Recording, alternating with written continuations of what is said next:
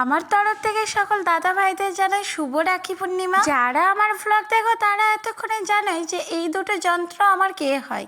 এটা হচ্ছে আমার ভাই, আর ওইদিকে ইয়েলো কালারের গেঞ্জি পরে আছে ওটা হচ্ছে মাসির ছেলে, ওটাও হচ্ছে আমার ভাই। আমি এইদিকে স্নান করে একদম রেডি হয়ে গেছি, আর যন্ত্র দুটোকেও স্নান করতে পাঠিয়েছিলাম, তারাও একদম রেডি হয়ে গেছে। তারপরে আর কি শুভ কাজে লেগে পড়লাম, রাখি পরিয়ে দিলাম আমার ভাইকে।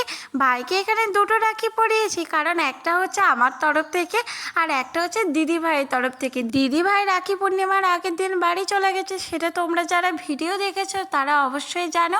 আর বাড়ি যাওয়ার আগে ভাইদের জন্য রাখি কিনে পাঠিয়ে দিয়েছে, তো আমি আমার সেই ছেলেকে রাখি পরিয়ে দিলাম।